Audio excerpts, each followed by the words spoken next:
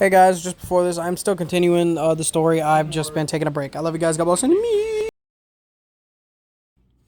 This is My Tiny Town Just Got Put on Lockdown, Part 5. God bless. Day 23. We spent the morning letting the girls play in the toy room as Grace and I carefully and quietly loaded the van up with our pre-packaged supplies, working in silence as we both felt the tension from the impending trial we were soon to be experiencing. The dogs watched inquisitively as we moved bags and boxes from the house to the van. I could tell that they began to get excited at this sight, thinking that they would soon be going for a cart ride. Every time we came back to the house, Bodhi would begin to wag his tail and alternate his glances from me to the leashes hanging by the door. "Soon, Bodhi. Just relax, poopy face," I said to him as I batted him on the head, coming in for the last time. He trotted off and found a spot to lie down near the girls playing. May, on the other hand, continued to follow me around the house for the next 20 minutes, insisted that it was time to go for a ride. We had lunch, and as we finished, Grace and I met eyes and silently agreed that it was time. She gave me a hug and a kiss. We told each other that we loved the other. I grabbed the bow, inspected it to make sure it hadn't broken in any way, put all the arrows I could fit in the bow-mounted quiver, and walked to the front door. Okay.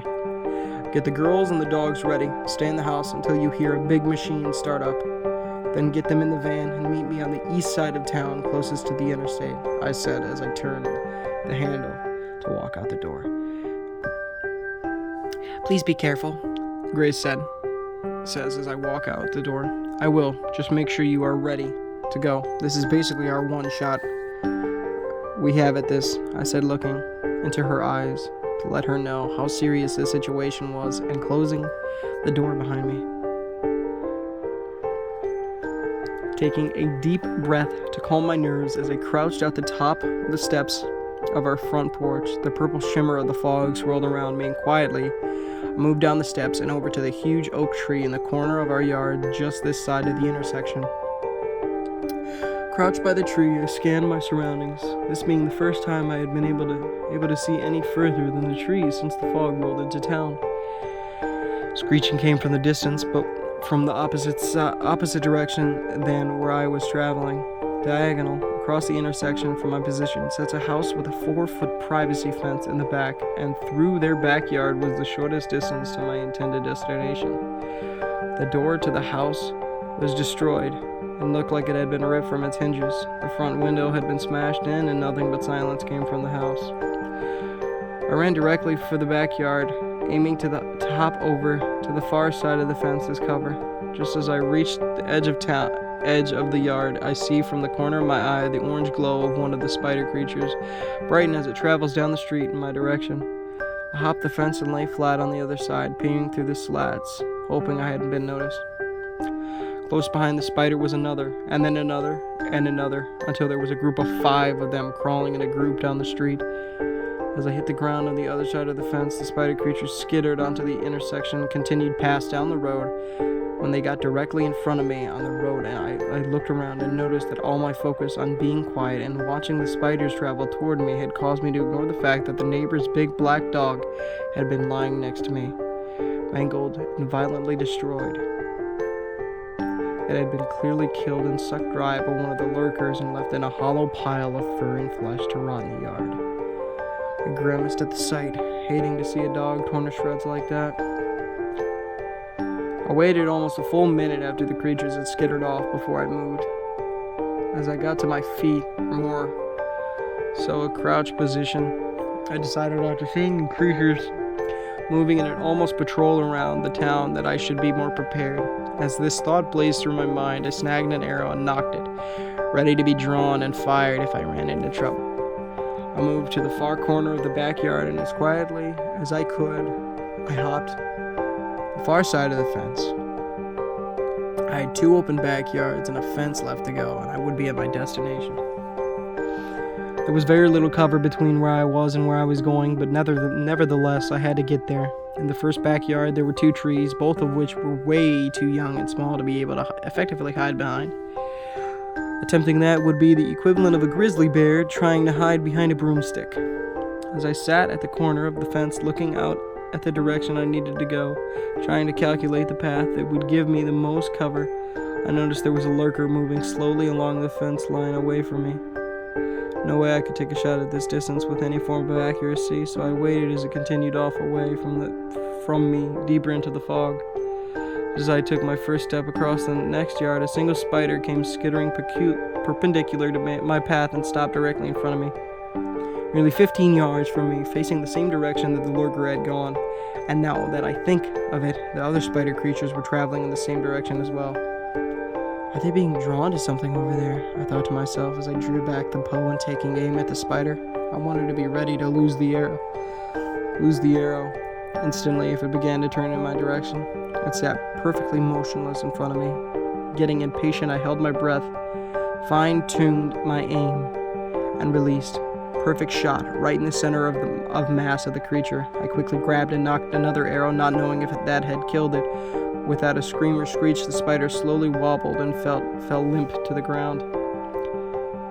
Staying low and fast, I moved across the first yard, stopping only to retrieve my arrow from the spider and moving quickly into the second yard toward the fence. Halfway through the second yard, I hear from behind me a guttural scream, followed by another and another. It was another group of the spiders. I had no idea if they were coming in my direction or simply calling out, but I didn't stop. I kept moving to the fence 4 foot high and made an odd type of chain link. I did my best to hop over it as quickly as I could. On the far side of the fence were a few fir trees blocking my view to the farm equipment parking lot. I was almost there.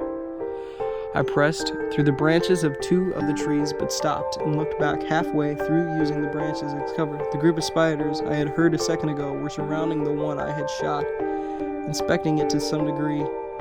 I stepped backward and turned around, burying myself deeper into the branches and covering myself further from view.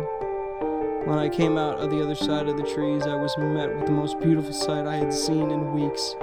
Before me sat a massive red tractor.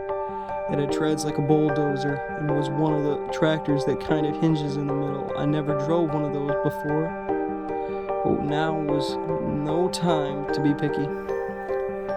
I quickly climbed the steps up to the cab and opened the refreshingly unlocked door. It would have been nice to see the keys sitting in the ignition, but of course that would be way too convenient.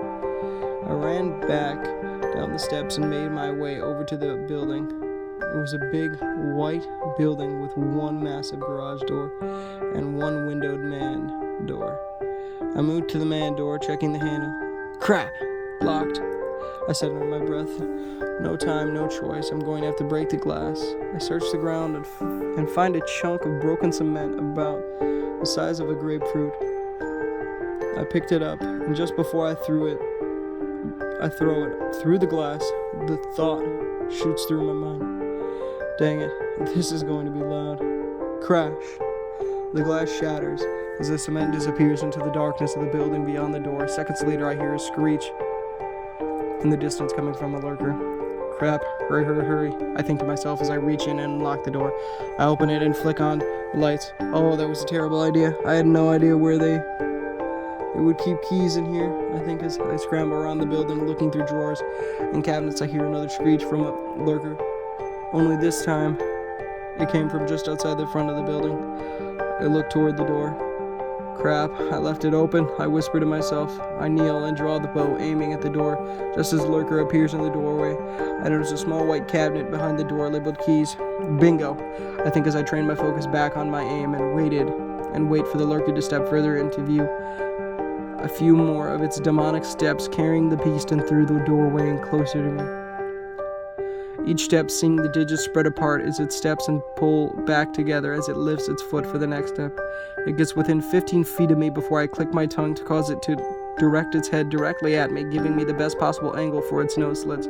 After it jerks its head to me, and it freezes for just a second, and it's in that second that I release. Snap. I miss, and the arrow strikes the steel wall behind the creature. The sound of the arrow hitting causes the lurker to spin around and lunge, hitting the wall exactly where the arrow hit. The accuracy of this animal with no eyes amazes me. I quickly knock and draw another arrow, take aim just as it turns back to me. It leaps at me, and in a panic I release. The arrow strikes the base of the creature's neck midair. I roll to the side as it lands with a thud on the floor where I was. Sputtering, trying to make noise, it slowly rose to its feet. It poured a bright purple fluid from the spot. The arrow was sticking out of its neck. I stumbled around, clearly in extreme pain, yet still trying its best to be effective in a fight. I knocked and drew a third arrow.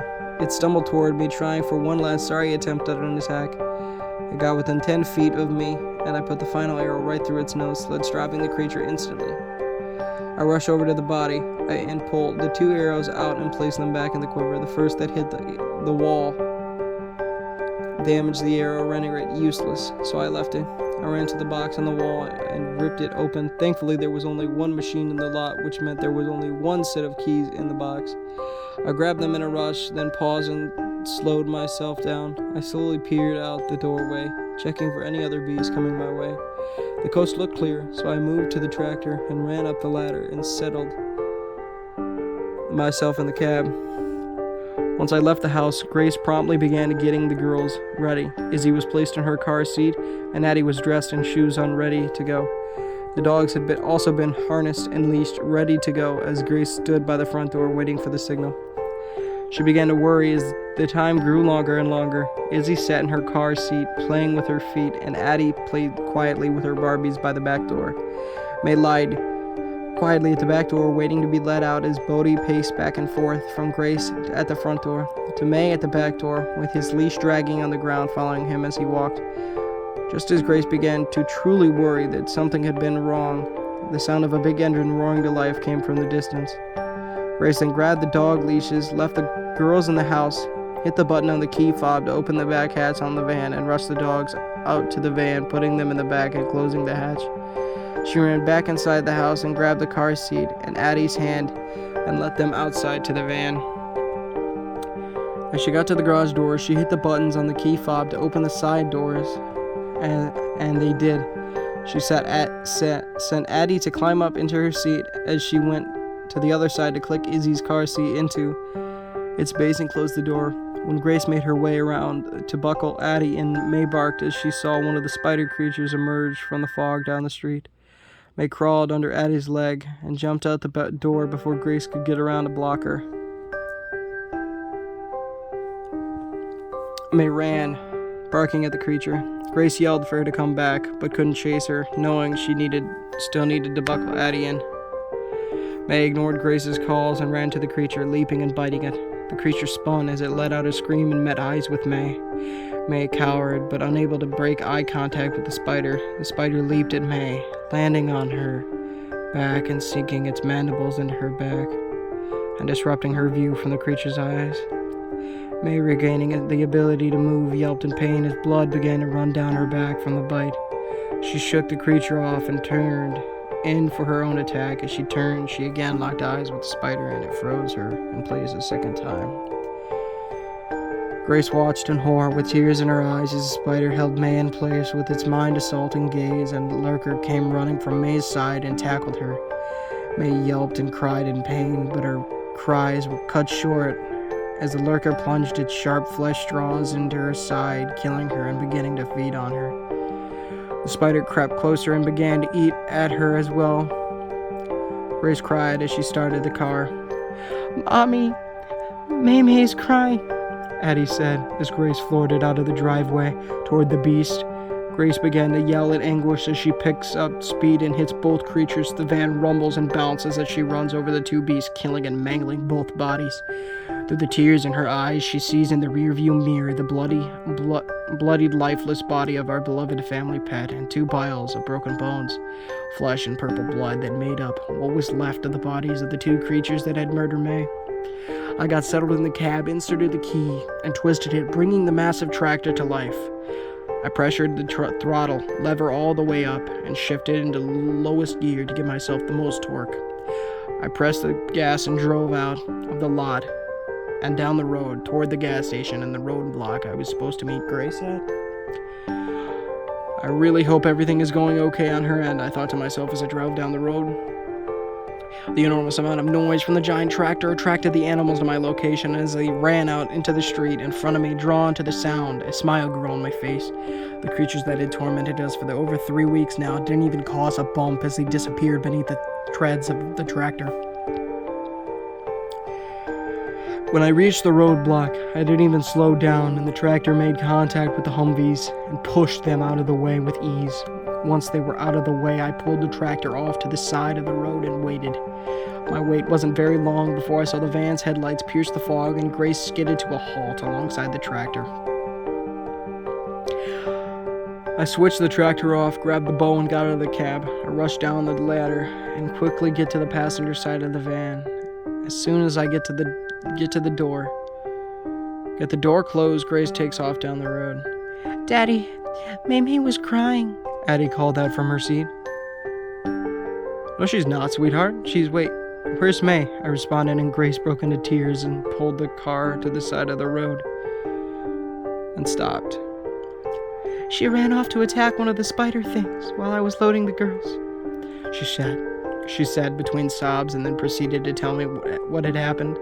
When she had completed her story of the events that had transpired during her escape, I looked back into the van with tears in my eyes at my family that was now missing one of its members.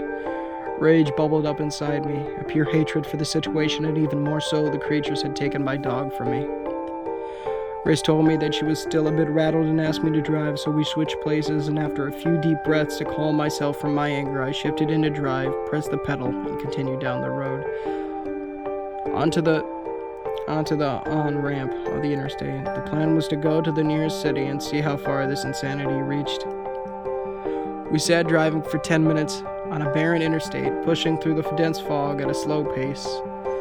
I sat in a silent rage and a deep despair, flooded with emotion of the recent loss of our pet. Whenever so softly I felt something cold and wet touch the back of my elbow, I looked down to see that Bodhi had made it his way to the front of the van and solemnly placed his head on the center console, resting his nose against my arm. He looked up at me with sadness in his eyes, and the action of this loving, huge-hearted animal caused both Grace and I to burst into tears.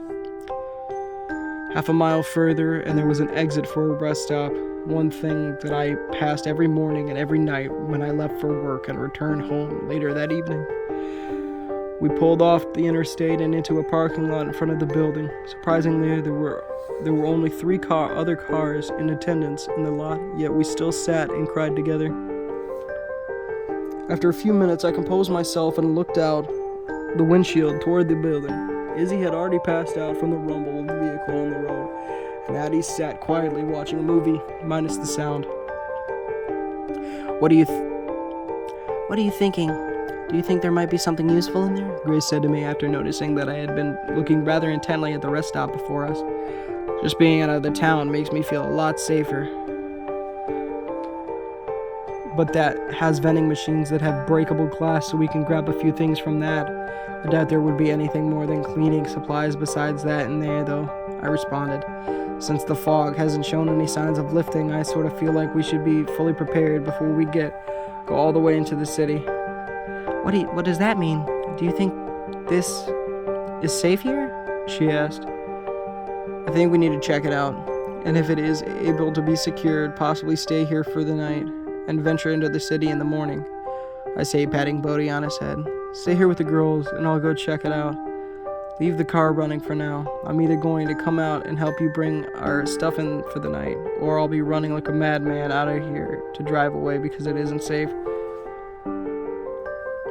Grace nodded with worry in her eyes as I grasped the bow and stepped out of the driver's side. Softly shutting the door behind me, I could see Bodhi stand up and put his paws on the center console. Raising his head for a better vantage point, he watched me intently. And as I stepped away from the vehicle, I heard Addie say from inside, "Bodhi, move, I can't see." Frustrated because Bodhi's head had blocked the van's TV, knocked an arrow and crouch walked my way up the path to the building. At first glance, I didn't notice any broken windows or really any signs that any of the creatures had invaded the structure. I pulled the handle to the door and swung it open. Not even the sizzle of the fog penetrated within the rest stop and left the interior eerily silent. Once I entered, I noticed that absolutely nothing looked out of place. It looked almost freshly cleaned. I suddenly heard a clank come from the woman's rest room side. I spun and drew the bow all in one motion. Pins and needles shot through my shoulder. I held position and focused for nearly 30 seconds before I saw what made the noise. It's going to get so dirty in here now. You're going to lead the demons here, and they will make such a mess. The words rained rang out with an almost psychotic chuckle sound in the voice.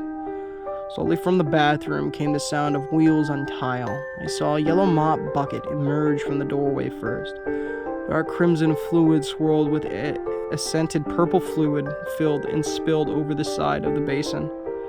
The two liquids seemed to refuse to mix together. A wooden-handled mop rose from the bucket, broken into a point 3/4 of the way up. The pointed tip dripped with the same crimson fluid. A yellow-gloved hand, spotted with various drips of the two different liquids, grasped the handle about halfway up. A tall, spindly man wearing classic janitor's uniform that was tattered and torn. The man himself had various cuts and wounds all over him, most correspondingly with the ribs in his clothes. As the man came fully into view, he cackled madly at me and cocked his head sideways, giving me the same look a terrier does when it's confused. He smiled excessively, wide, revealing jagged and broken teeth. Blood dripped from his wounds, and it looked like he had taken some of the blood and used it to give himself some sort of demented clown makeup. You're going to leave the demons here. Then it will be your mess I'll have to clean up, he said. What happened to the people from the other cars outside, I asked, but I'm not sure why I did. I knew dang well that this person had clearly lost his grip on reality. Again, he cackled before answering. They would have brought the beast, the one that screams inside your mind. He took another step as he said this and cocked his head the other direction. I keep the messes clean so the master doesn't scream. I clean the messes so the master doesn't scream. He got louder as he began to repeat his sentence. I clean the messes so the Thwick. The arrow hit him right in the ribs, through his lung, and into his heart. I was done listening to his insane rambling. Years of watching movies has taught me that nothing ever good comes from letting the crazy person ramble. I walked to him and pulled my arrow out, re-nocking it and readying it for my next needed shot. I searched the woman's restroom first, since that's where the man emerged from. I checked each stall and found nothing, so I moved to the men's restroom. I again found nothing. As I moved to the back of the building to check for anything that may be hiding behind the building, I learned what the man had done with the other passerbys. Lying in a line behind the building were 7 people's broken and murdered corpses, 3 couples and 1 child. That sick man had murdered an entire family, plus 2 other couples, and placed them outside for the creatures to feed on. After seeing this, I set my bow down and went back to the man. I grabbed him by the legs and dragged his body out the back door and laid him next to the others. I ran back and moved the blood and visceral effluence-filled mop bucket outside as well. As I came back in the back door, I locked the door and moved the bench in front of it as a simple barricade. I did one final quick search of the building and then went out the front door and back to the van. I got in the driver's side of the van and turned the sound to Addie's movie up to muffle the conversation I was about to have with my wife. After I told her what had happened inside, I told her that it would be safer to sleep inside than in the van. Uncomfortably, Grace agreed, and we began to gather the girls and Bodhi. After we got everyone inside, I made one final trip to the van to get a couple of blankets and make some makeshift pillows. I locked the van. As I entered the rest stop, I locked and barricaded the door behind me. We settled on the floor in the center of the building. I shattered the glass on the vending machines, and for the rest of the day, we huddled together, eating our fill of candy bars, chips, and soda from them. Grace and I talked about our plans for the next day. Search for the other cars, grab what we wanted from the vending machines, load up the van, and make our way into the city. That was our plan. And as we sat watching the girls slowly drift to sleep, Grace and I looked at each other with worried excitement in our eyes. This is all so insane, Grace said. I don't even know what is happening. I almost feel like I'm running on autopilot. I know what you mean. My nerves are so rattled, and all I can think is that I must do anything I need to keep my family safe, I replied. But I need to be honest with you. I'm terrified of what insane situations may be in store, of all the things that may need to be done to keep everyone safe and alive. With that, Grace and I held each other and told each other how much we loved the other. As we lie embraced around the girls, Bodhi concluded his patrol back and forth from the front and back windows and curled up against us as we all tried to fall asleep. And that's it, guys. God bless you. Bye!